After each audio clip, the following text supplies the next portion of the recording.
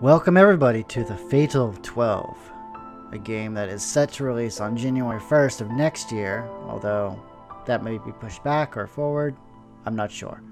But about 4 months from now, this game will come out. I've been following this game for quite a while, and I just realized that there's a demo out for this game, and this game looks awesome, let me tell you. So I'm just going to get right into it, and I'll let you all judge for yourselves as I play through the demo of Fatal 12.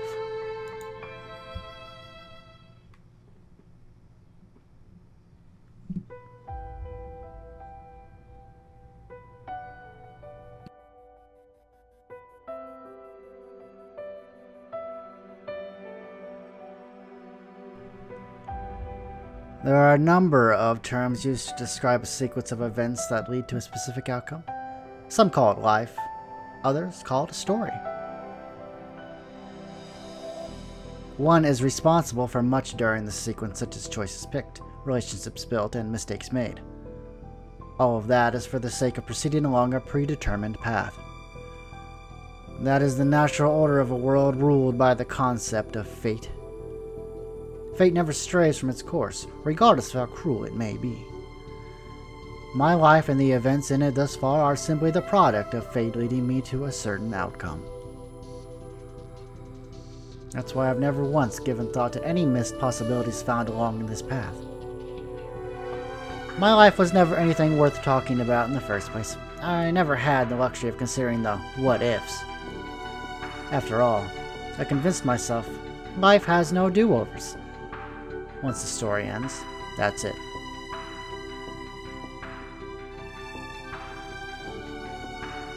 Would you read a book about you? My name is Shishimai Rinka. I'm an Amentes Girls University High School student, a rather famous all-girls school in the big city. Unlike my middle school, which was a hodgepodge of top students and those who barely showed up for class, this is the realm of refined, wealthy ladies. A realm I clearly don't belong in. In fact, they wasted no time in labeling me as a delinquent of sorts. One reason, well really the main reason, is the golden streaks in my hair. Funny that. However, it's my natural hair color, so the school itself has no issue with it. Not like I get hassled for it either. It's just a bit too out there for these sheltered students. The main reason I chose Amentes is because it didn't seem to have many regulations in regards to appearance. It turns out that they didn't just list anything due to its unspoken rules based on being a traditional school. I was pretty pissed off when I got treated like a delinquent, despite having not broken any rules at the time. Fewer than 3 months later, I've stopped caring.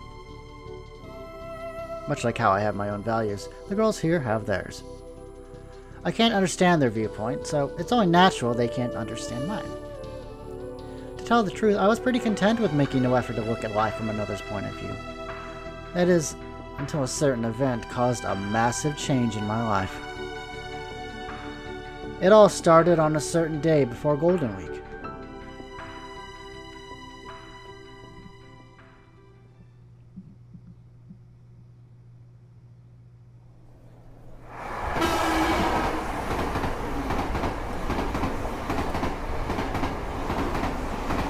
The station's clock's not moving. I wonder if it's broken.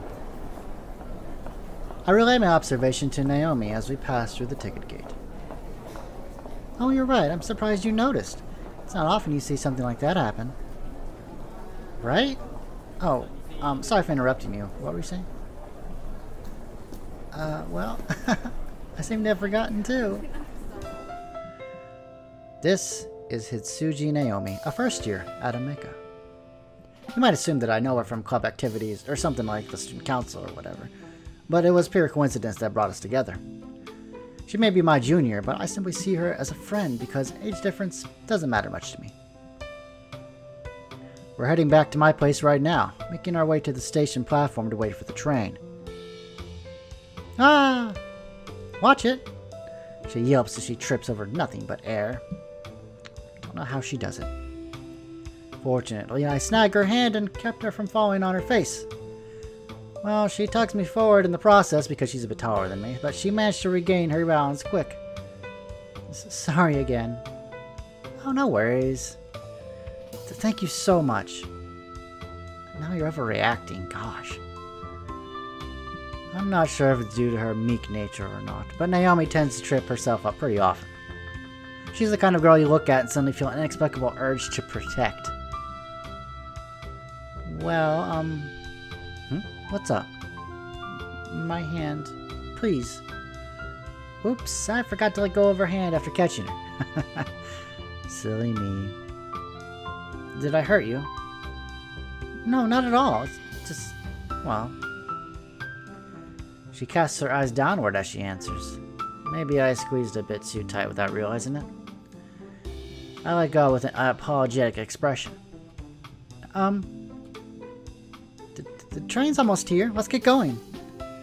She fixes her glasses, which had become slant after tripping. It's always so cute when they do that. And then points toward the platform with haste. Situations like this typically lead to a replay of events from just a minute ago. Ah! There we go. Jeez, you're a real handful, you know that? What am I gonna do with you? She bumps right into a passerby the moment she starts to walk toward the platform. Even worse, it causes them both to topple over. I'm so sorry. Sorry, she's a bit too clumsy for her own good. I make my way over as they get back to their feet. She bumped into what seems to be a young girl. She's about the same height as me, but her face is definitely younger. Sometimes Naomi gets mistaken for a middle schooler thanks to her big round eyes, but that's not the case with this girl. Are you okay? I notice how pallid her eyes are when I try to speak to her. Her hair is pure white, but mostly obscured by her hat. She definitely looks young, but her facial features stand out more than your average person's. Safe to assume that she's a foreigner then? That'd mean her hair isn't dyed either. Unlike Naomi, this girl fell backward. Since Naomi bumped into the girl's back, you'd think she would have fallen face first, but she quickly spun around while falling. Not only that, but she also made sure to cradle that bag that was on her back. Based on its size, I'd guess she was here on vacation. Chances are she's carrying something fragile in there, like a camera. She's by herself, too, so I'm assuming she came here with her family and has somehow gotten lost. What I thought was a key on her bag at first is actually just a keychain. She hops back to her feet, bag in hand, and her glare drilling into me.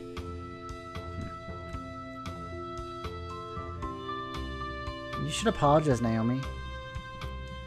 She seems a bit panicked to get up on her own, so I lend her my hand once more. I'm so sorry about that. I didn't mean. You should take a deep breath first. She offers nothing beyond an empty stare as Naomi apologizes and bows her head. She seems like she wants to say something, but for whatever reason opts not to. Eventually, she runs off toward the platform without making it clear whether or not she understood our apology. She spins around to face us one more time, but I get the feeling that she locked eyes with me, not Naomi. It's funny. Thanks to her unique appearance, she still stands out in the crowd. Well, then again, my hair caused me to stand out as well, so that's probably just how she spotted me so quickly. In the end, I was never able to tell if she found out her parents, or if she had to actually come here all alone. I'm sorry. Hey now, no point in saying that to me. You did apologize to her, and she didn't seem to be injured, so I guess it's fine. That being said, you really gotta pay more attention to your surroundings. Right, I'll be sure to use severe caution with each and every step I take from now on.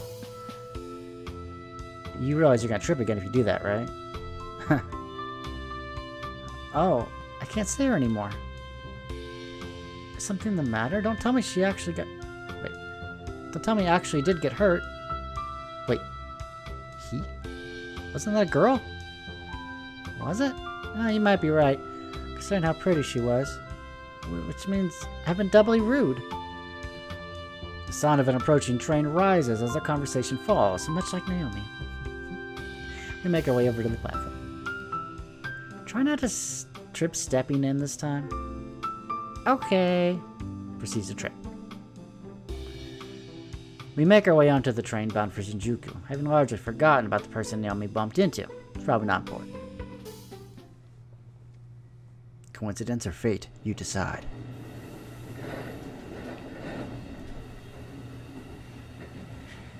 We boarded the next train at Otsuka Station. My place isn't far from there. We first have to get off at Shinjuku Station before taking the metro for 2 more stations. The only issue is that we're making this journey at 5 p.m., pretty much rush hour, so the trains are packed. Naomi and I get practically glued together on our journey to Shinjuku. And it's no joke. Have you seen those trains? Like, they are packed. They're like sardines. They're so packed tight. It's ridiculous. They literally have people on the by the doors of the train, the workers who push people in to get more people in. It's crazy. Sorry, it's my fault that we got caught up in all the foot traffic. No, don't worry about it. I'm used to this. It's no big deal. Sorry again. Huh? Isn't that? I spy a familiar bag from amongst the crowd. Well, the bag itself is standard. It's actually the keychain that catches my eye. Yep, it's the kid from earlier. Sitting right in the middle of the passenger car, bag hug tied against their chest. They're not tall enough to reach the overhead straps, but I doubt they'll fall over thanks to how crammed it is. We apparently have all the room to move around in the world. I didn't expect them to be in the same car. Did something happen? Oh wait, their bag's open. The zipper probably unfastened a bit due to people rubbing against it on the train. I'm just worried because the kid doesn't seem to have noticed. The other passengers probably don't care enough to notice either. Some are reading their newspaper, others are killing time by checking out all the ads, but most are on their phones. A sign of the times, I guess. I doubt I would have noticed if Naomi hadn't bumped into them. And that's why I was the only one to see what they were doing. With a deadly serious expression, almost as if they were being squashed from incredible pressure. What's that? Something black is peeking out of the bag. It looks mechanical, but different from a camera or laptop. For whatever reason, my mind leaps to a conclusion that I'd only read in fiction. It's a bomb. Before I can finish, it happens. A flash emits out of the bag. A bomb. Naomi!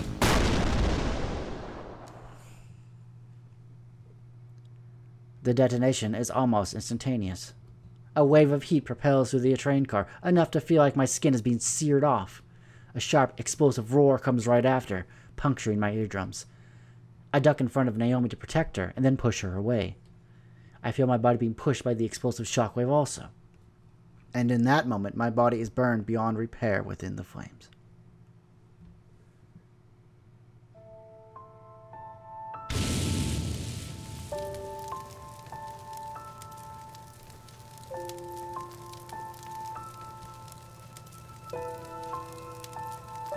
However, my consciousness remains intact. I hear a voice. I don't feel anything anymore. Vivid memories pulse through me. The shockwave, the pain, the heat searing through my body. And yet I no longer feel any of it. My consciousness begins to fade. Or maybe I've already lost it. Hard to tell. This is but a remnant of it before it fades away completely. The final, fleeting moments of a consciousness drowned in a sea of fire.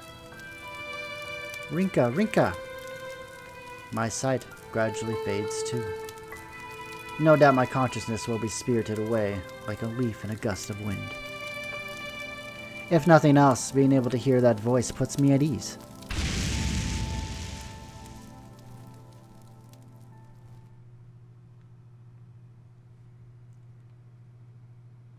There is no arguing that fate had decided to end my life then and there.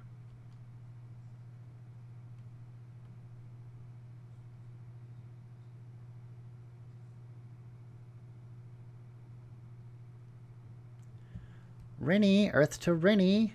Rinka, you there? Rinka? I hear 2 voices calling out to me. I know who they belong to without even seeing their faces.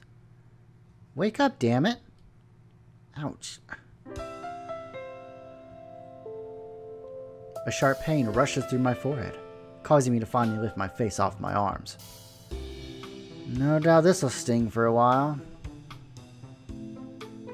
What happened to the fire? Fire? Were you dreaming? Sounds weird. Dream. So, I was asleep?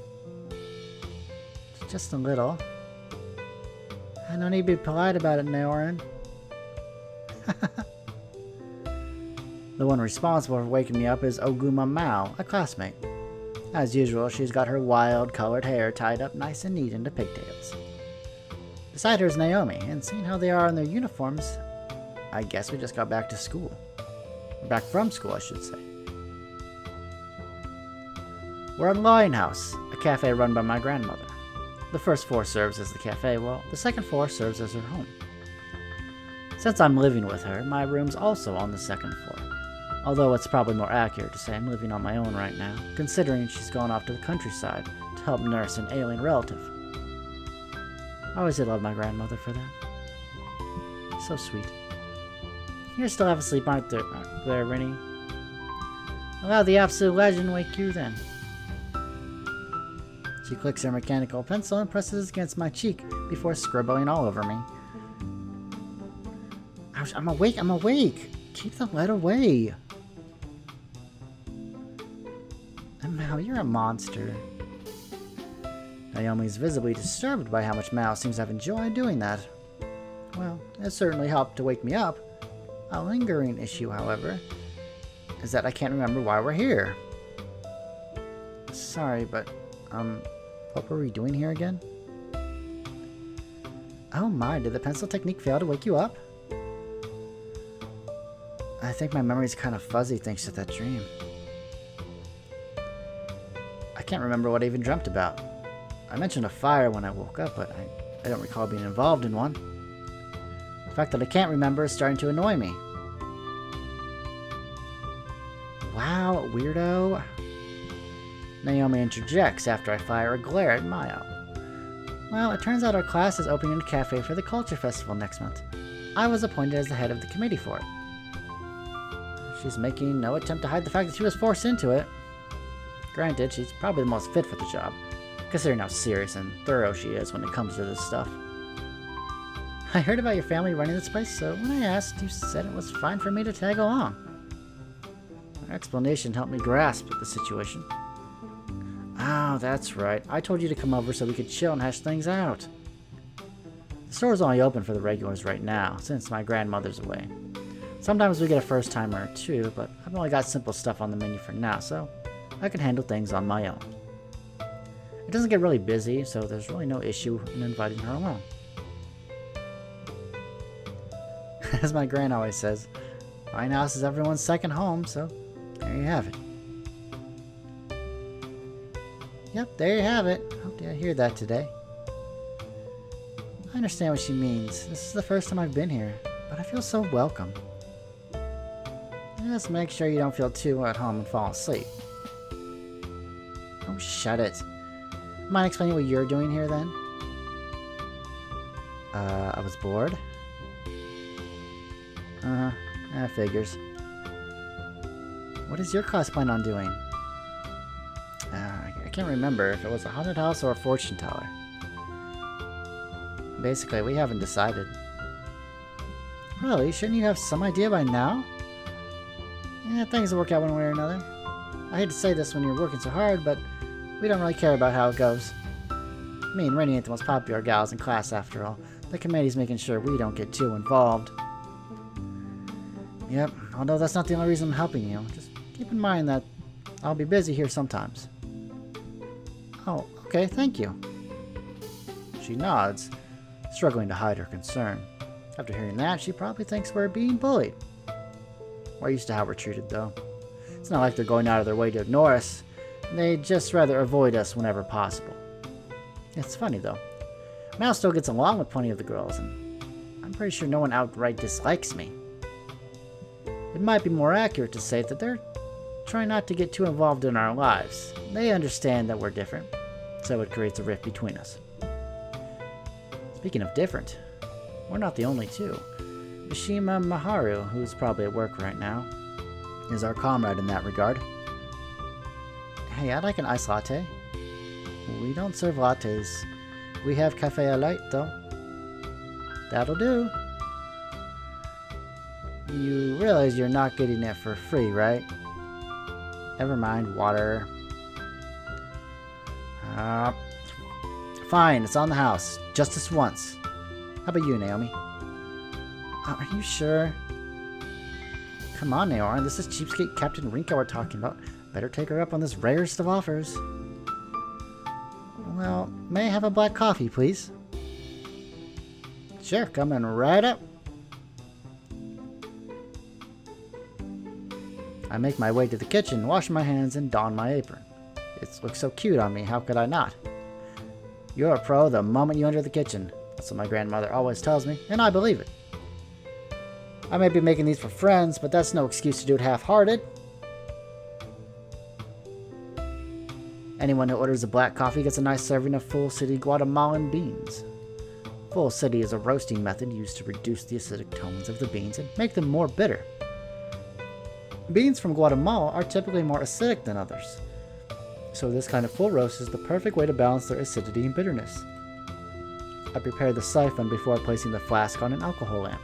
The key here is making sure the flame is positioned just a touch to the side of the middle of the flask. Once it starts boiling, I shake it gently, and then wait for the coffee to fall. Once they're all in the flask, it's just a matter of leaving them sit until they become fragrant. Here you go, Naomi. Oh, wow, what a nice scent. I can smell it from here. Thanks. Naomi's comment makes me happy, but I've still got a long ways to go. My grandmother knows how to apply different brewing methods based on the bean type, for example. All I'm doing now is applying her instructions to make things easier for me. There's still plenty to learn. Alright, next up is Mao's Iced Latte. You make this by preparing iced coffee first, then add plenty of ice into a glass before topping it off with some milk. This way you get to see the coffee's black and the milk's white mixed together in the glass. Once that's done, I jam a straw in it and walk it over to Mao with some syrup. Here you go, tell me if you need more syrup. Thanks bunches. I make myself some coffee after that, take off my apron, wash my hands, and return to my seat. This is so much better than what I make at home. You're incredible, Rinka. This is a cafe after all, but my gran is the incredible one, not me.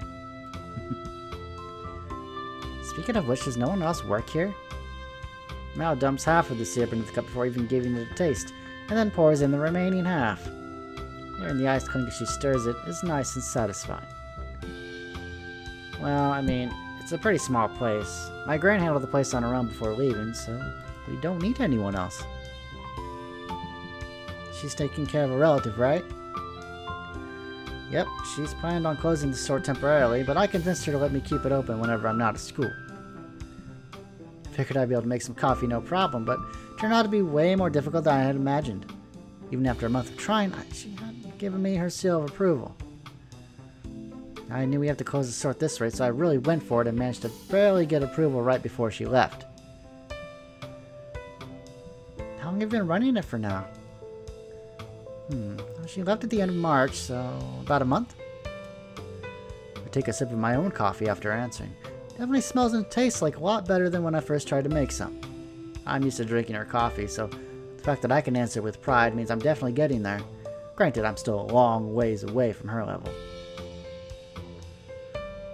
It'd be nice if we could make coffee as good as this for the Culture Festival, but I doubt it'd be easy, based on what you said. Would they be able to tell the difference? I can see most of the students dumping in milk to counter the bitterness, just like me.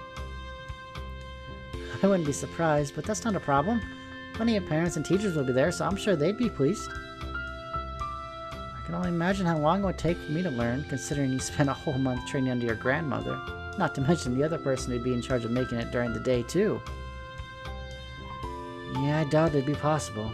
The equipment doesn't come cheap either. Talk about relentless. I figured as much. We're probably best off relying on instant coffee. Whoa, whoa. All I said was that you wouldn't be able to make the same coffee as we brew here. Huh? I can set you up with our bean supplier so you can get those on the cheap. The equipment itself shouldn't exceed your budget either. But making it, I'll ask my gran if there's a nice and simple method for you. I doubt you'll be able to make it taste the same way as here, but it should be good enough for the customers. Can't say I'm totally confident, but I'll teach you what I can. After that, it's on you. I noticed Meow grinning as I finished my spiel. She's probably expecting me to say that. Naomi's obviously taken aback, but she quickly starts to nod and then responds. I feel bad for relying on you this much, though. If you want to put the effort in, then I don't mind. Besides, being able to teach you whatever my gran comes up with should help me too. No worries, Naomi. People often get the wrong idea thanks to how she looks, but Rennie loves to stick her neck out for others, especially friends and family. No, I don't. Anyway, you game, Naomi? There is a hint of concern in her expression, but she gives a conclusive response. If you're willing, then I'd love your help. Sold. I'll call you after my gran gets back to me then. Thank you. I guess I'll pop in every now and then when I'm bored.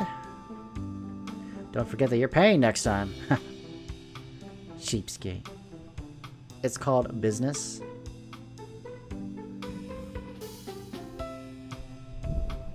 With that out of the way, we spent the rest of our time together chatting. I had to help a few customers, but they didn't mind me talking with Mao and Naomi so long as I got their orders out in a timely manner. In fact, some even joined in the conversation, not just because they're regulars, but because I've known plenty of them since I was a kid. They kind of feel like relatives in a sense. Linehouse had always had that homely feel to it. Both me and my grandmother consider it our second home. That's why I hoped it stays the way when she gets back. Both Mao and Naomi left just before 7 p.m. Interesting. So we're in some explosion on a train, then we wake up and we're with our friends at the coffee shop. We have no idea about what happened. Wow. I went up to my room on the second floor after closing and cleaning up the shop. I gotta be honest, I'm pretty excited about helping Naomi. I enjoy making coffee as it is, so it'll be nice if other people end up feeling the same. Knowing Naomi, she'll probably pick up on it easily enough, although her clumsiness is a concern. That aside, what was that dream earlier all about? I felt okay once I started talking with Mao and Naomi, but I can't shake the weird feeling from when I woke up. I never felt like that before. I can't even say for sure it was actually dreaming. Huh, what's that?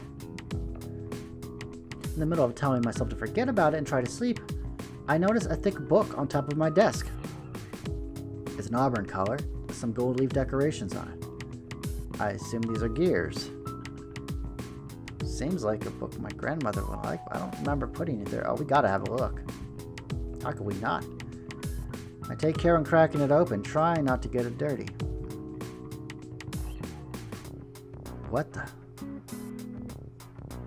I watched card captures. I know exactly how this ends.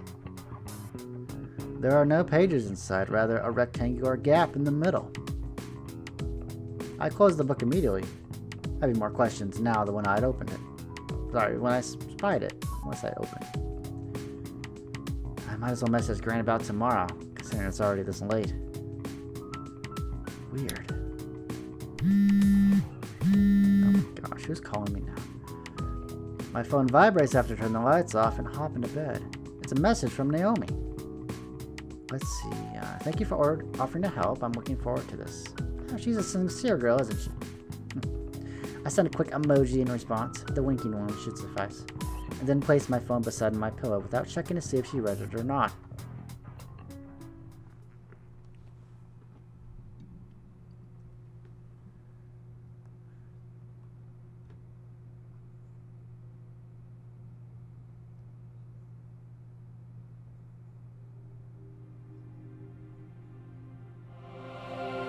Huh? I'm pretty sure I fell asleep, but I feel conscious. Except I can't move my body or even speak. Is this sleep paralysis? Or maybe it's a lucid dream. Hey, I hear a man's voice, but I don't know to whom it belongs. A figure appears soon after, but I can't make it out all that well. It's someone slender with a vaguely androgynous face. I can't respond, so I wait for him to continue. I see fate has led your life to its conclusion. No need to get depressed, though. You've been given the rare chance to live again over the next 12 weeks. Surprising, huh? Yeah, tell me about it. Don't get the wrong idea. There's nothing uniquely special about you. It's all down to the fate you carry. He spouts this nonsense at me in a calm, almost rehearsed fashion.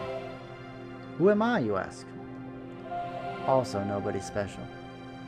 I'm just the one who watches you from above. Under normal circumstances, I'd never meet with anyone personally. But fate has deemed that your dreams will connect you to here. Anyway, I had planned on more introductions, but I think that's enough for now. But before the curtains rise on this play, let's kickstart your memory a bit. The man disappeared as soon as he stops talking, and my consciousness fades away once more.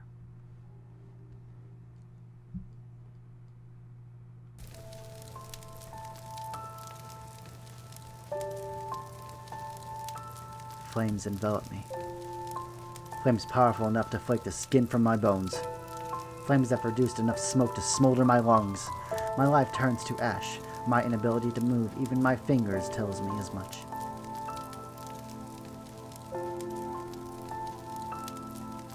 I hear someone shouting. Whoever it is keeps shouting over and over. Their calls are eventually drowned out by the roaring flames that continue to spread. By the time the voice has been entirely drowned out, my consciousness had extinguished.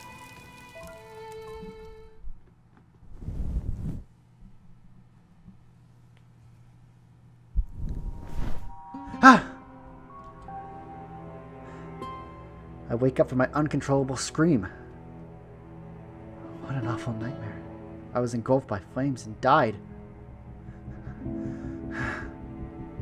I'm drenched in sweat. My breathing's beyond ragged. Even worse, I noticed a strange black blob on my stomach, all the while wondering why I even had such a dream. Oh, it's just you. Meow. This is our cat, Leith. Leith. Nice. I'm still not sure if my grand got it off. Sorry, I'm still not sure if my grand got it or if it was originally stray, but it's maybe a main lion house its home. For those of you who don't know what Leith is, it's in the Greek mythology, Leith is a river of the underworld that when you drink its waters, you will basically forget everything. It basically wipes your memory. It's been here for as long as I can remember, but it's still pretty lively despite its age. Maybe I was struggling to breathe because it was lying on my stomach. Is that why I dreamt what I just did? It jumps from the bed and scuttles off when it realizes I'm about to get up. It must be nice to do whatever you want. They say cats are free spirits, and Leith's the perfect example. I don't know where it usually goes to hang out, but it doesn't cause any trouble here, and it knows where to do its business. My gran always said that trying to keep a cat caged is about as pointless as trying to catch clouds. In other words, she had her fair share of troubles with it as well. I have myself a good stretch before I get ready to open the store. Today's a holiday, so it needs to open nice and early.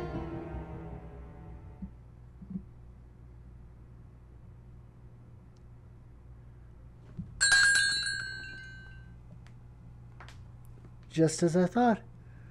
I could relax a bit after the morning customers had left. The bell on the door chimes. Welcome. Oh, hey, Maharu. Oh, she's pretty, isn't she? Look at that. Oops. Really? I can't. Oh well, I'll figure it out. In trots a tall and stylish girl with matching looks. The sun reflects off her long, silky hair, enough to make it seem like she's generating her own light with each and every step. That's Mishima Maharu for you. She's a classmate of mine and part of our to-be-avoided group, but in her case, it's more because she's practically perfect in every regard, so people find it hard to approach her. Are you off work today? Nah, my shift starts soon. Ah, I should have figured, considering she's wearing her school uniform. She normally wears her own clothes when we're going out in public, but I guess she can't be bothered to pick something out to wear for work. Helps her to avoid getting hit on by guys on the way home, too. Not sure how that works exactly, but hey. Thing is, she works way out in Akihabara. This is by Shinjuku, pretty much the opposite side of town, so why did she go out of her way to come here? Does she need something?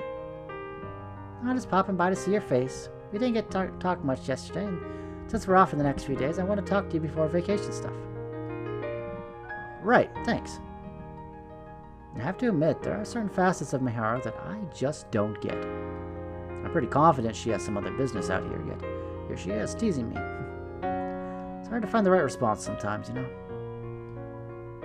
Anywho, I hate to distract the other customers, so I should be on my way. Time really slipped by as I waited for the opportunity to be with you alone. Oh, why wait? It's all regulars here. They wouldn't have cared. Oh, the weather's so pleasant today. I kind of enjoy taking in all the greenery, so...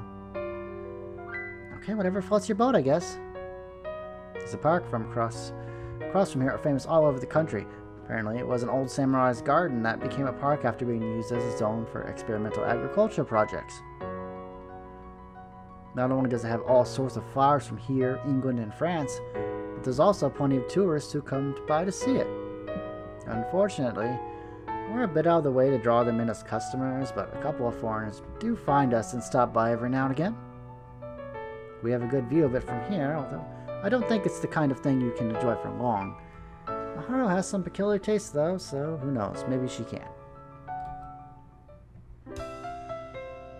My apologies for intruding. Do be sure to get some rest, will you? Sure thing. Good luck with work yourself. Oh, before I go, you haven't forgotten I promised to go to Stardust Kingdom on the 5th, have you? Be sure to tell everyone that the cafe will be closed that day. Come on, as if I'd forget. Stardust Kingdom's a famous theme park out in the Chiba Prefecture. We made plans to go there at the end of the Golden Week, fully aware that I'd be at its busiest. Just making sure, considering your past record. Anyway, see you then. Yeah, bye. I'll see you later. Miharu leaves with a smile on her face. I had to stop myself from saying bye because Miharu is not fond of people saying that whenever they part ways. I get where she's coming from. It sounds like what you'd say for a long-term parting, but I think she's going a little overboard myself. Either way, I try to keep myself from using it when I can. Just as I plan to brew some coffee for myself, someone else makes their way through the door. Welcome. Oh, hey, Naomi. In comes another friend. I can't say I'm surprised by her cute outfit choice. It is very cute. Oh, good morning. Morning, come on in. The fact that she didn't mention Miharu must mean that they did not cross paths. Naomi seems so down, though. Not only that, but I can tell she had second thoughts about coming inside, either because there weren't any other customers, or because she's conscious of the fact that I'm trying to run a business. What's up? I still haven't asked my gran about an easy way for beginners to make some relatively good coffee, so hopefully she has to come to ask about that. I have the option of teaching her myself, but I'd rather not do that with my own lack of relative knowledge. Yesterday, I think I might have left something here. A book, by any chance? A thick, expensive-looking one with golden gears on the back and front? No, I'm pretty sure I didn't leave a book here. Damn. Figures. Not sure why I asked when she never set foot in my room, so obviously she wouldn't have left anything there. Turns out it was her pencil case. She could have sent me a message about it last night, but apparently she only noticed it was gone this morning. She lives here in the Shinjuku area, so she decided to walk by and drop to pick it up. Oh, my mom just messaged me. I guess I left it on the kitchen table. I'm so sorry about this. Well, that settles that. It's so Naomi to do something like this, though. Since you mentioned it, what kind of book were you talking about earlier?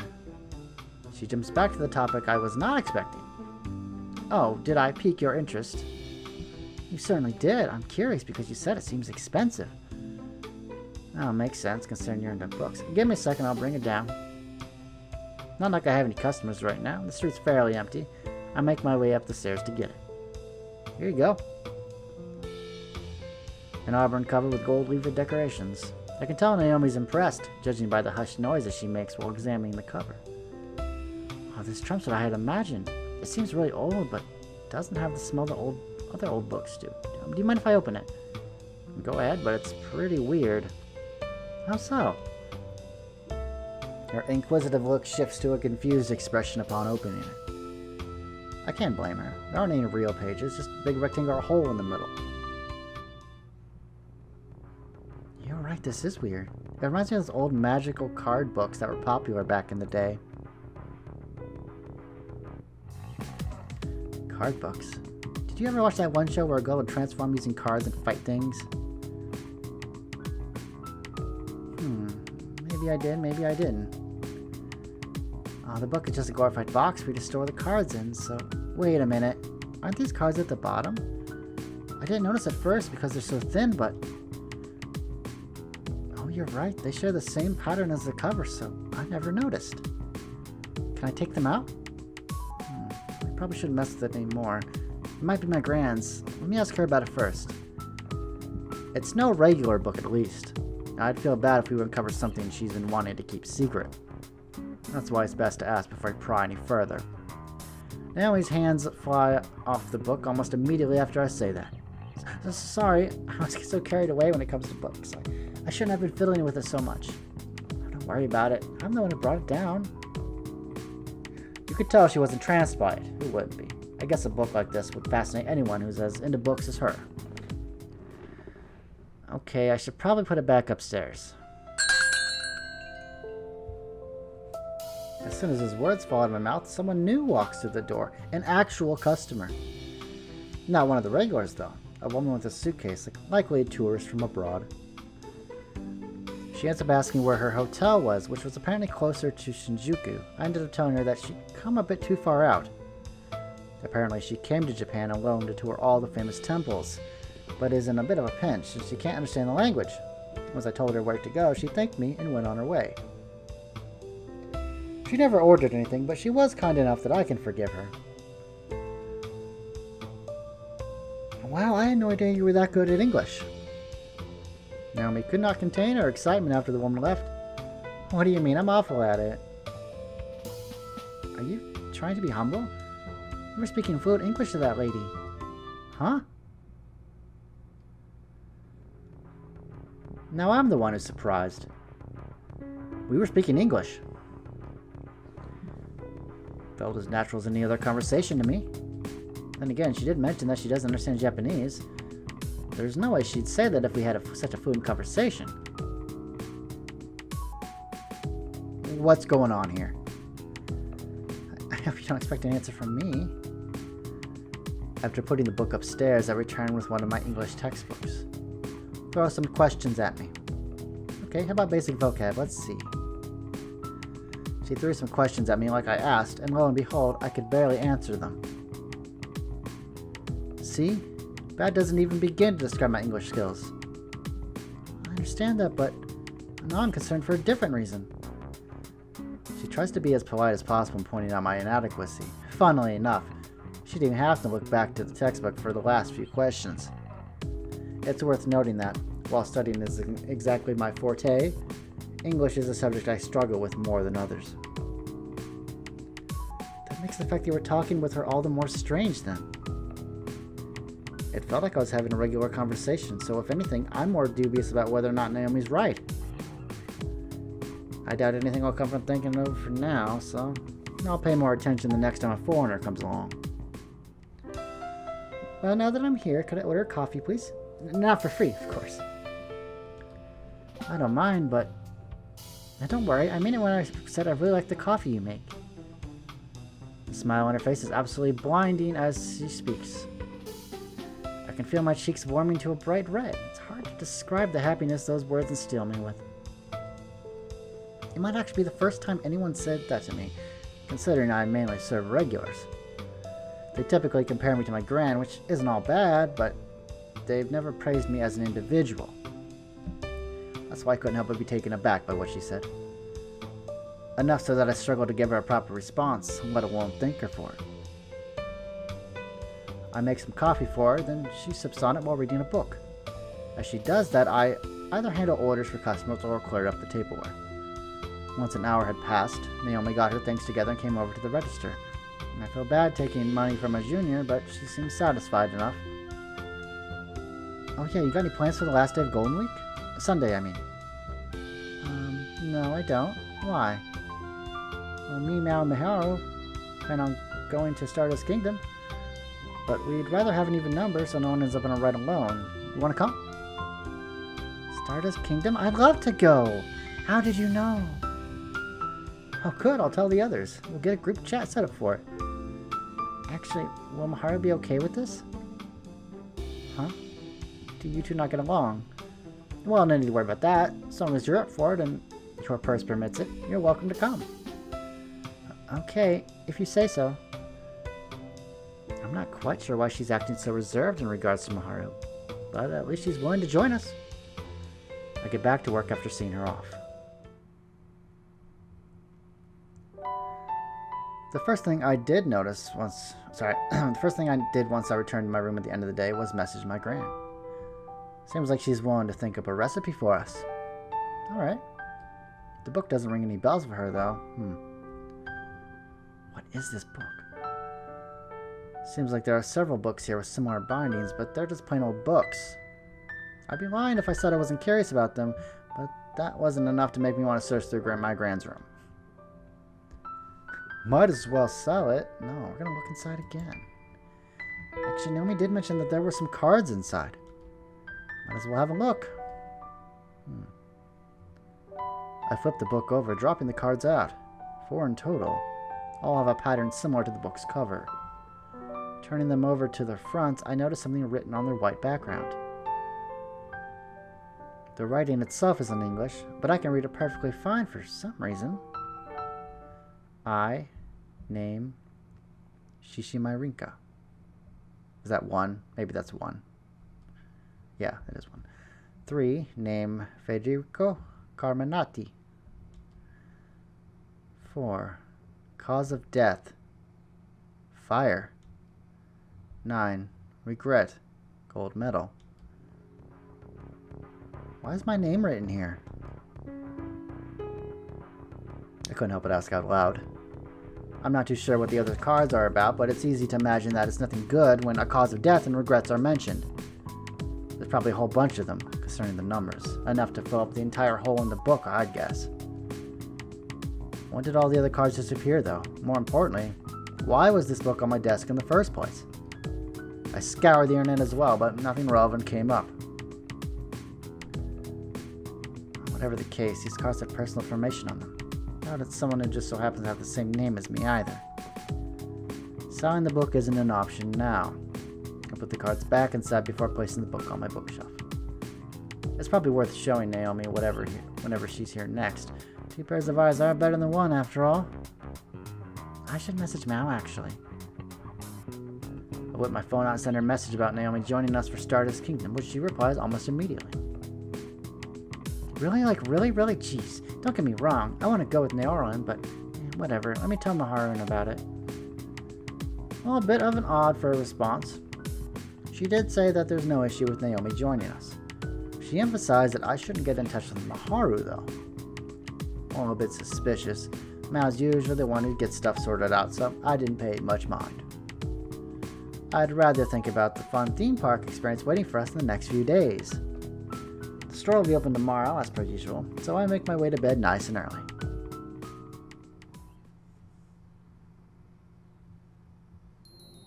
One hour after the park opened, we finally passed through the hellish queue to get in. That's a line for you Americans. We came an hour early, but it turns out others came even earlier than that. Well, at least we didn't have to wait in line for tickets, thanks to asking Meow to pick them up beforehand. Still, we totally underestimate how busy it'd be during Golden Week. We're finally inside. Want to take a quick selfie? She didn't even wait for a response before snapping some pictures. Some with me, some with Miharu, some just by herself. Your battery's gonna die if you're always taking pictures. No worries, I've got a power bank with me. I wouldn't mind taking a picture with you, Rinka. Let's all squish together then. I don't mind, but hey, might as well get a picture of you two together. Naomi tries to hide her bewilderment through awkward laughter. Cool, get out those purses, lady. Time to splurge. Already? Shouldn't we actually ride some of the attractions first? I agree, I'm not typically a fan of roller coasters, but I might be fine if I'm sitting beside Rinka. Someone is the host for us. Aw, but theme parks are about the cute trinkets you can buy. Oh yeah, there's a parade later on that I want to see. You down, Naomi? I'd like to see the parade too, but I'll leave the decisions to you three. Looks like Naomi's just decided to go with the flow. Can't blame her either. Pitching an idea to this group is kind of difficult. The closest thing from here is Brilliant Tower. Seems like it's a free-fall ride. I don't want to wait in another line. Oh, apparently they have tickets here that let you skip ahead of the line, but they are a limited amount. I looked into that myself while waiting to get in. We wouldn't be able to use them for another hour because it's so busy, but it might be worth getting some now. Sounds good. Let's check out the shops while we pick those up. The parade isn't until later in the day, so let's decide if we want to see it or not after getting some rides in. Whoa, Rinka's up in here. I'm fine with that plan. I'll leave everything to you. And with that, we made our way over to the ticket machine. I could feel myself getting excited about how fun today will be. I'm excited. The sky was pitch black while closing time looming near, allowing all the fancy illuminations to light up the park. Me and Maharu take a rest on one of the benches near the entrance, since Mao and Naomi split off from us to buy something they forgot to get earlier. Nothing but couples around here. Want to sit somewhere else? Hardly surprising, considering we're at a theme park on a holiday. Still, it feels awkward sitting around people who are openly flirting with each other. I try to get up so we can move somewhere else, but Maharu grabs on my sleeve and stops me. Oh, hello. No, let's stay here for just a little bit longer. Oh, I don't know about that. Oh, what did I do? Oh! That's cool. That's neat. I like that. We'll stay. Okay then. Today's truly been a good day. It's not often you respond like that after all. It's not often that she wears such a sly expression either. She's normally a lot more outspoken, but something seems to be on her mind right now. Soon after, people start to gather around to see the impending parade. Seems like we picked a pretty good spot by coincidence, judging by the number of onlookers. The only issue is that it'll be hard to meet up with Mao and Naomi if it gets any more packed, so I try to move again. Maharu maintains a refusal to let go of my sleeve, though, and I fail to find the words to make her stop.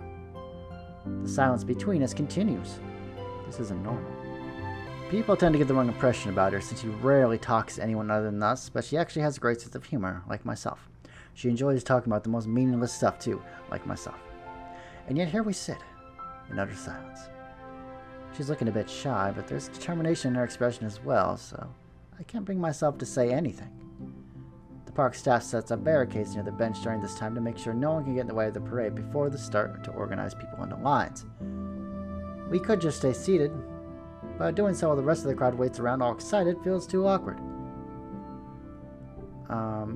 Hey Rinka? We speak at the same time, possibly because we're thinking the same thing. What is it? You go first. Oh, I just want to say that today was fun. It really was. Want to stay and watch the parade? I'll send Mal a message if you do. I'd love to. This is the first time I've been to a theme park, so I was curious about the parade. I rarely go anywhere with family. I tend to stay in at night. That's so. Only response to me is a smile. Back to an awkward silence. The only difference is that she has a downcast expression now, which morphs into one of worry. But then that hint of determination returns. Well, what I wanted to say earlier was, as soon as she starts, the people around us begin to cheer. Immediately after, the park's illuminations go dark, which signals the start of some lively music. Looks like the parade's starting. Sure is. The sheer amount of noise coming from the parade makes it impossible for us to talk while it's going on. Regardless, just seeing it was enough for me. It's one of those things that you can just sit back and appreciate. The parade comes to an end about half an hour later. Part of me was still entranced, even after the park illumination sparked back on. Once most of the people would come to see moved on, I told Mahara that we should go as well. She slowly loosens her grip on my sleeve before standing. That was very pretty. Yeah, it was. I'm glad we watched it. I hope this isn't the last time we all go out together like this. She says this with a dramatically different tone of voice. Oh, don't worry, there'll be plenty more chances. Not like we're parting ways anytime soon. Right, thanks, Rinka. Hearing that is enough to keep me going. Next event is the fireworks display in August, I guess. I haven't talked to Maya about it yet, but let's all go to that. I make sure to emphasize that we should all go. Definitely. She replies with one clear, simple word. So clear, in fact, that it worries me a little. Normally you wouldn't be so firm about planning a night out with friends. My phone vibrates. Mal just sent me a message. When I turn around upon reading it, both her and Naomi are walking toward us. Oh, here they come. Let's get going then. Mahara? Oh, sorry. I spaced out for a sec. Let me meet up with them. I wave the two of them over after she says that.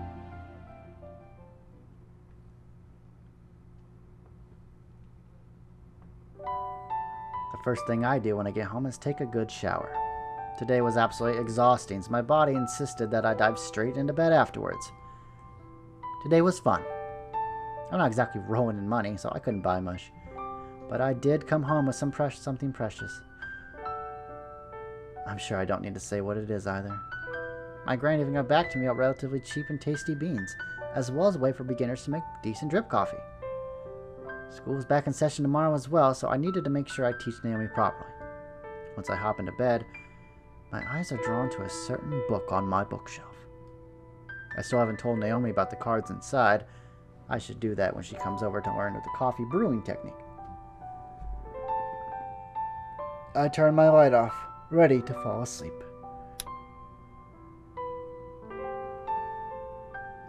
Yep, today was really fun. I find myself repeating the same thing I said a few moments ago. We're still a ways off from the fireworks display in August, but I'm already looking forward to it. There's no doubt we'll do plenty of other stuff before that, too. So I figured, anyway. I still had no idea what was in store for me. I never even considered the possibility of my daily life being disrupted by something far beyond my imagination.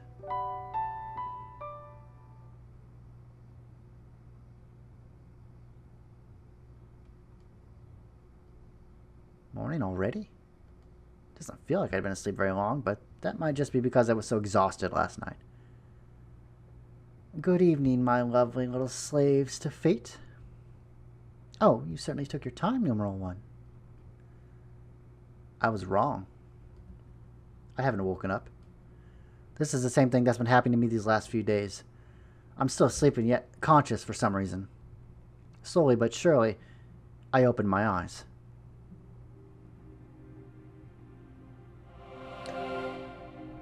The sight that greets me is one that I could never have imagined. A number of gears floating amidst the infinite darkness. I gaze up and notice a faint ray of light piercing said darkness. Then it finally registers that I'm standing up, not lying down.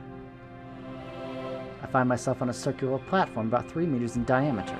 A witness stand, like one you'd see in court, is attached to the platform. I've only ever seen one in the news and on TV shows, and that game Danganronpa I played one time.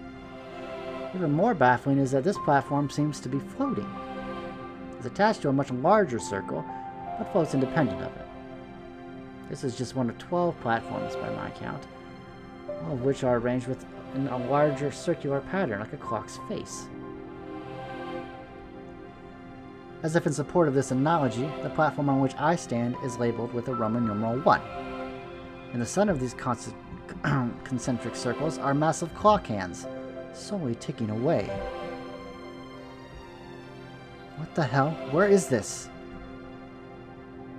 Why of all people are you here? I inhale sharply the moment I hear that voice. The platform beside me, which would be Roman numeral 2, has none other than Maharu standing on it. Excuse me, numeral 1. I suggest you refrain from calling her by name. A voice I don't recognize stops me. I look in the direction from which it came, only to see a small girl with white hair. Huh. How are you walking on thin air? Unlike the rest of us, she was not standing on a circular platform. She was walking around on nothing at all. She takes another step forward, stopping on the subsection attaching our platforms together. The hem of her skirt flutters up slightly, which reveals her slender thighs. Her hair is as fluffy as her clothes, the latter of which resemble the attire worn by a foreign noble. The hat nestled on her tiny head is kind of cute too. Our eyes meet as we turn to face one another. You will address me as Parsa, goddess of destiny, and the supervisor of divine selection. In simpler terms, I am in existence far above you mortals. Want to run that by me again? I see the shock caused by your death resulted in stunted memory retention. I'm fairly certain that I explained things to you once already, but alas, allow me to repeat myself. Sorry, I guess, but I honestly have no idea what you're talking about. Could I not explain things faster if you kept your mouth shut tight? She sighs again, obviously unimpressed. Her attitude toward me, despite her being visibly younger, makes me want to keep interrupting her. So you were able to enjoy the past few days like normal simply because you forgot? In that case, you're better off listening to her, for your own sake. But... let me rephrase that. Please listen to her. Right. Are you quite finished? If so, the rest of you may take this as an opportunity to refresh your own memories. She makes her way along a clock hand to the center of the clock face. She continues her explanation mid-step. Her tone is elegant as they come. All of you gathered here have found yourself at the juncture of causality, and thus have been granted an opportunity to escape death. We call the process involved in affording this opportunity divine selection. As stated before, my name is Parsa, goddess of destiny. We have a mere 12 weeks, 11 when including tonight, to spend together, but I hope they prove fruitful nonetheless. She reaches the center of the clock by the time she finishes her self-introduction. She then stands tall, pinches her skirt, and bobs a curtsy to us before continuing her explanation. Under normal circumstances, all 12 of you would be gathered in one location at the exact same time 12 weeks from now, when divine selection ends. However, your lives all came to an end before that could occur. You were all in different locations, yet, amusingly enough, your deaths occurred at the exact same moment in time. This occurrence is what we refer to as the juncture of causality. Juncture of causality. Okay. Call it whatever you want, but I'm struggling to keep up. If what she's saying is true, then me and Maharu, not to mention the others here, we're dead. That can't be right, though. I'm living my life normally until now. So, am I a ghost? Well, that'd make even less sense. Confused though I may be, I listen to what this girl has to say. Location is irrelevant during this occurrence, as your individual consciousnesses transcended all the mortal coil the moment you die. I'm sure you've all experienced something similar while alive. I believe dreaming is a term you use to refer to it. To that effect, let us refer to this as the dream world. This world has many facets. Not only does it serve as one of many parallel worlds, but it also acts as individual mental worlds, all simultaneously comprised of humanity's collective dormant consciousnesses. A world that theoretically does not exist, subsiding in a fragile state. Some work was required in order for you to all be cognizant for such a world. It is for that purpose I created the Court of Fate, where you all now stand. I take in my surroundings. No walls, no ceiling. Calling this place a court does feel fitting, considering how odd it is. Bestowing a name upon that which does not exist is the simplest, most effective way to instill meaning. I do hope you keep that in mind. Cut the crap and let me put a name for it already. A man's voice cut it as if to silence Parsa. The voice originated from the platform to my right, emblazoned with the Roman numeral 12. The man standing there has brown skin. He's tall and muscular, with a hardened face. I assume he's from the Middle East. Actually, wait a minute. Isn't it odd that both Parker and this guy can speak Japanese? Why didn't I realize that sooner? Everyone sounded so natural that the thought never even crossed my mind. Nothing good comes from being impatient. I'm about to mention the most important part. She gives a stern yet composed warning. Let us return to the topic at hand. Of the 12 present, only one will be able to realize the rest of their fate. The cause of your deaths have been temporarily silenced, while divine selection proceeds, but this will be undone for all those eliminated during it. Not only that, but any events in the real world caused by an eliminated member will also be undone during this period. It may be wise to consider yourselves' existence removed from the natural state of the world until divine selection has run its course. In other words, you cannot die by any means other than divine selection, although injuries and the like will occur as normal.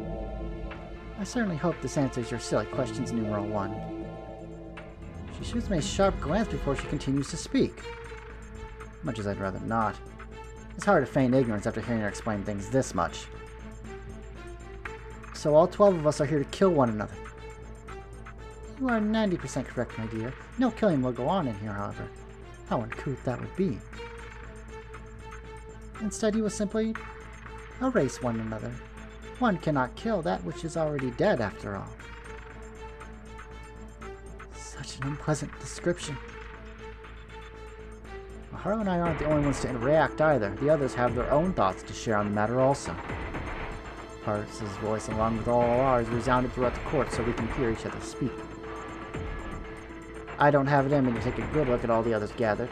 My eyes are glued to the person on platform 6. She sits in the fetal position, lifeless, almost as if asleep. I went back to focusing on Parsa after that, in an attempt to take my mind off of the uneasiness welling up in me. I can decide whether or not to believe this after she finishes. 3 cards are required in order to eliminate someone. Each of you have been dealt cards detailing a name, a cause of death, and a regret. These represent the present, past, and future, respectively. You all have a personal card with information regarding yourselves, so I'm sure you understand. Of course, divine selection requires its participants to have some manner of clue in order for it to proceed, so you have all been allocated 3 cards at random, with information regarding your peers. What you need to do now is gather the remaining cards on your own. Obtaining information on the other participants is key, as this information will mold itself into the form of a card. Said information must be gathered in the real world. Follow this procedure and you are certain to obtain additional cards without issue. The sole object that links in this world with reality is the card book you were all appointed. Behold! I cast my eyes down as she mentions the book. What I initially thought was some kind of handrail is actually a book stand. Resting upon it is a single book. An auburn color cover with gold leaf gears decorating it. Huh? Why is this book here? I opened it up only to discover that it's identical to the one in the Lighthouse. Whoa. A bright light pours out all of a sudden. I closed my eyes on instinct and slowly opened them again when I noticed the light gradually fading away. What greets me now are 4 cards, one lined up beside another, floating above the book itself. Name, Shishimai Rinka. Name, Federico Carminati. Cause of death, fire. Regret, gold medal. Each card has its own details written on them. Only one card has my own information on it, though. Maybe that's thanks to my memory being fuzzy? The other 3 have information on the others, so 4 total. I catch myself looking over at Maharu, but I can't see anything due to the light pouring from her book. We're not allowed to know how many cards other people have, not even how many. Well, that explains the bright light stopping me from seeing anything. Maharu gives a concise explanation of her discovery. She must have noticed me looking over at her.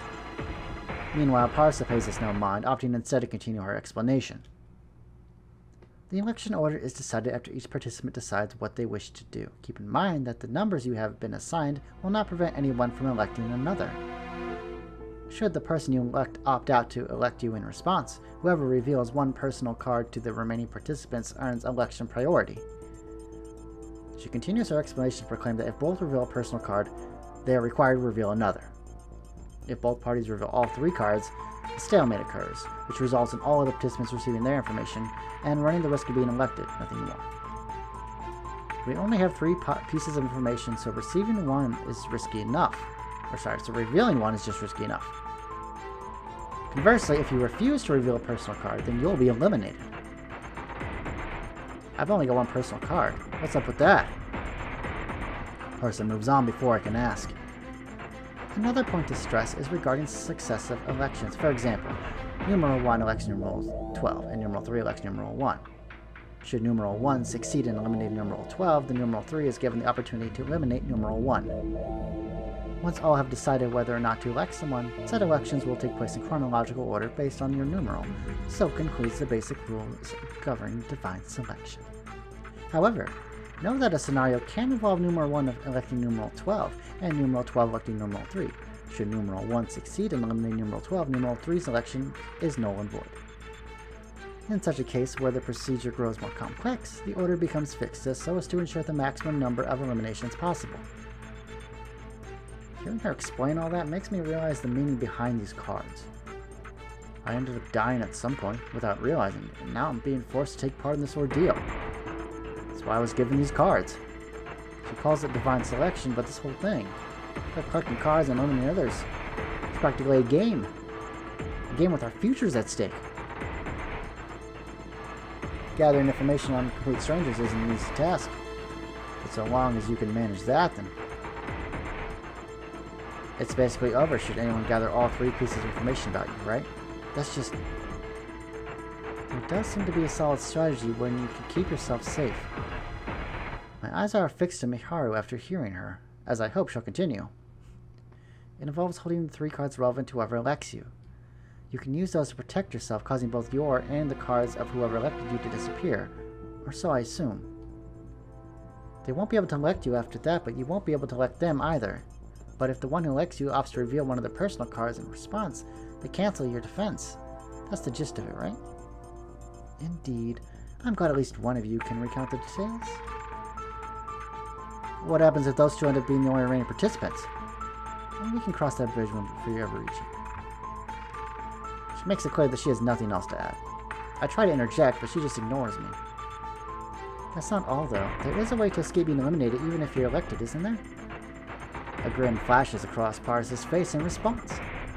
For example, if one participant is elected by 2 others at the same time, both have to fight for the right to elect them, and as Pars has said before, they'd have to reveal one personal card for that, right? Correct? Does the election get cancelled if neither chooses to reveal a personal card? You certainly have your wits about you. Yes, that is correct. Mahara closes the book when she notices Parsa about to continue her explanation. I try to close mine, but it forces itself back open until the cards can make their way back inside. After they had, I could just close it just fine. Seeing real objects behave like a smartphone app is a bit weird. Keep in mind that each individual can only make 1 election per night. The election itself begins once all participants have decided whether or not to take part. Should one participant obtain all 3 pieces of information on with the revelation of another's personal card, they must wait until the next night to elect them. Looks like there's a proper procedure for all this. First, everyone has to decide if they want to elect someone, and once they made that choice, the election itself begins. I can tell that the rules she's explaining are vital, so I try my best to keep up despite my persistent confusion. There is merit to eliminate another participant, I should note. In doing so, you have the right to take one of the cards they held. In exchange, though. This has gone on far too long. The same voice that interrupted her earlier speaks out again. Don't, please.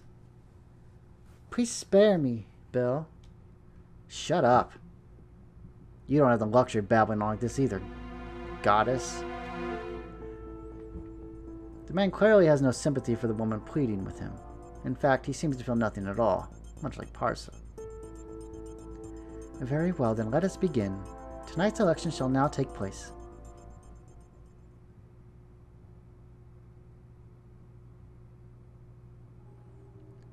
I can't recall much of what happened next. Once the man on platform 12 elected the woman on platform 6, they were both raised upward and out of sight. Not long after, platform 12 descended with the man on it. I assume it meant that he had all 3 of her cards and had succeeded in eliminating her. After he returned, I think he showed a card to parse and claimed it was the name of numeral 8. Having to say which card you took was probably what she would have explained if he had interrupted her earlier. Which means everyone else gets to know the card you claimed. Worry not, for this is all taking place as you sleep. The time flows differently from the real world here. Once you wake up, you will still be greeted by the morning as normal. Tonight's session resulted in 1 elimination. I bid you all farewell for now. My consciousness began to fade when she said that. The sensation was similar to when you start falling asleep. My train of thought had completely stopped at that point, though. There's no way I can accept this. Not a single thing about it. No way. Oh. Ooh, interesting. Visit http://fatal12.com/ for more information. Or visit the Steam page, which is where I got this from. I hope you all enjoyed the demo. I really did. I thought it was cool. And I'm really excited for the game to come out so I can hopefully play it. And with that, I will see you all next time. Have a good day.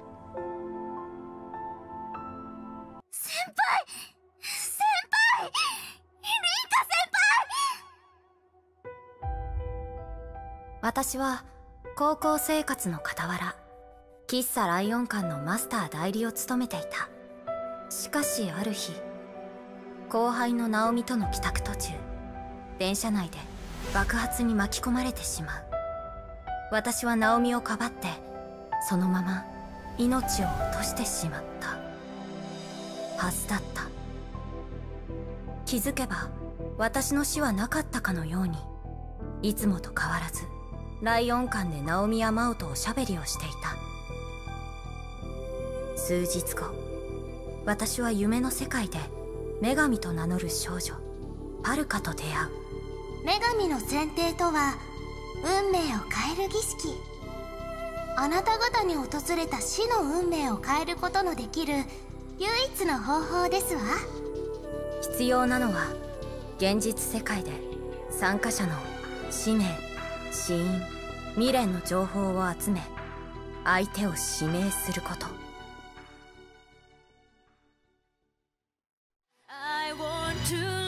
ライオン館はみんなの第二のお家っていうのがおばあちゃんの口癖だし、石橋を叩いて壊すくらいに慎重に。僕は三島美晴。よろしくお願いするよ。仕方がありませんね。私自身の死の真相と未練。私のために命を捧げると宣言した美晴。自分が生き残るためそれぞれの手段を取る他の参加者たち。これから待ち受けるのはさまざまな思いとの直面、そしていくつもの生と死の果てに、私はフェイタル12